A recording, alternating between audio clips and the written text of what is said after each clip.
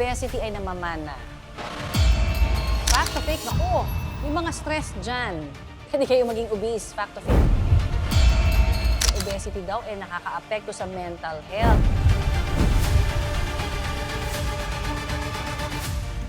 Let's all be happy and healthy with Connie. Marami pong sabi-sabi tungkol sa weight management. Naglipa na syempre dyan sa social media, Doc.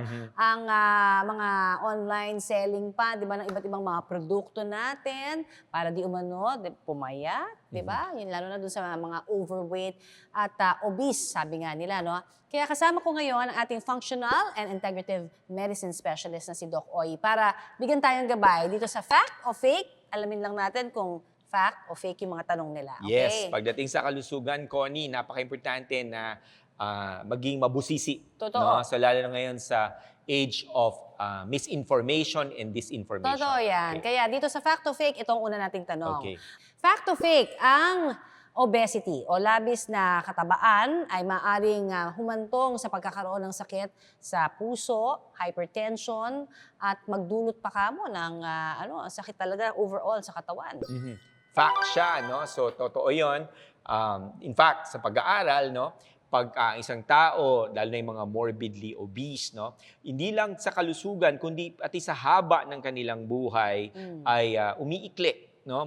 Tumataas ang risk na mag-cause ito ng tinatawag nating premature death, no? So, because nga, karamihan ng mga binanggit mong sakit, Con, ay maraming both acute and chronic complications na idudulot. At ang isang modifiable na lifestyle risk factors na pwede nating makontrol is yun nga, yung ating timbang. Yes. O to, fact o fake, ang obesity ay nagdudulot lamang kasi labis yung pagkain. Ibig sabihin talagang kain lang ng kain. Fake, no? Not fake because hindi lamang calories po ang dahilan kung bakit tayo nagkakaproblema sa timbang. Maraming bahagi, factor tulad ng yung hormone balance natin at yung ating kalidad ng ating tulog, no?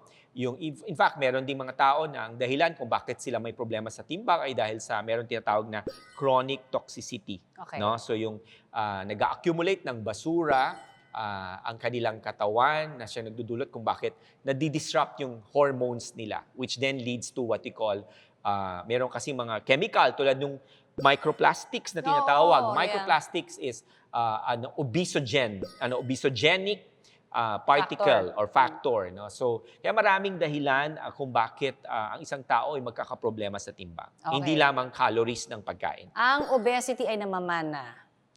Yes, merong mga Fact yun. Yes, may mga genetic mutations that are predisposing us to obesity. Okay. Yes, tama yun. Pero, as I've said, ang ating genes ay informasyon lamang at pwede natin itong Baguhin. i-turn on or pwede natin siyang i-turn off. So, hindi naman siya Automatic. ibig sabihin na oo. Kumbaga, predisposed lang. Ibig sabihin, meron kang pwedeng... Tataas ang risk mo. Mataas ang risk mo, pero pwede mong gawa ng paraan. Pwede mo siyang ma-prevent by turning off that particular harmful gene. Okay. Fact o fake, yung mga may sedentary lifestyle o yung mga hindi masyadong gumagalaw-galaw ay kandidato sa pagiging obese. Fact o fake?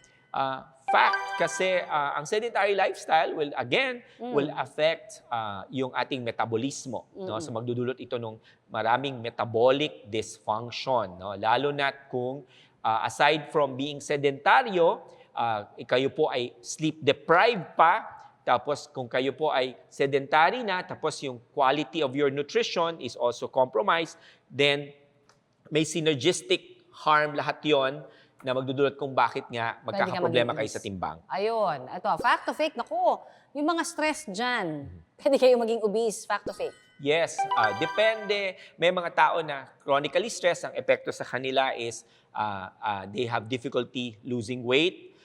Meron namang iba na talagang because of the chronicity of the stress, nagdudulot ito ng hormone dysfunction and hormone imbalances din. Dahil nga, pag chronically stress ang isang tao, pwedeng maka-apekto ito sa kanilang tulog. No? Pag chronically stress ang isang tao, pwedeng diretsahang maka-apektuhan yung balancing ng hormones that can help regulate our metabolism. Okay. Fact o fake? Okay. Dun sa mga parati naman dyan naniniwala, no, na yung obesity daw nakaka-apekto sa mental health. Yung mas madedepress ka daw, mas parang low energy ka kasi, di ba? So, contributory ba ang pagiging obese sa pagiging depressed? Merong mga tao na dahil nga sa may mga mekanismo that affects the neurotransmitter balance, the hormone balance, no, that can help affect how our thoughts, our emotions, and our behavior, no? So, which then predisposes them to depressive symptoms. Pwede yun. So, may mga pag-aaral na kung saan kinorelate yung pagkain ng mga highly processed pro-inflammatory foods that affects and damage ang tatawag nating microbiome, no? Yung mga guests natin sa loob ng ating katawan, which helps us produce yung tinatawag nating mga neurotransmitters.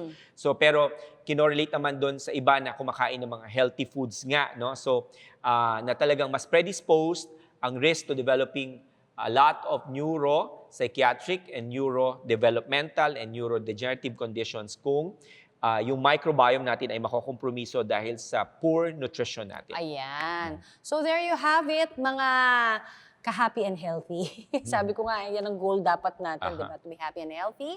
Maraming salamat sa iyong guidance. As always, ang ating functional and integrative medicine specialist, ang bestie doc natin, si Doc Oy Balburias. Ang kanila pupuntahan pag gusto nila magpa-consult?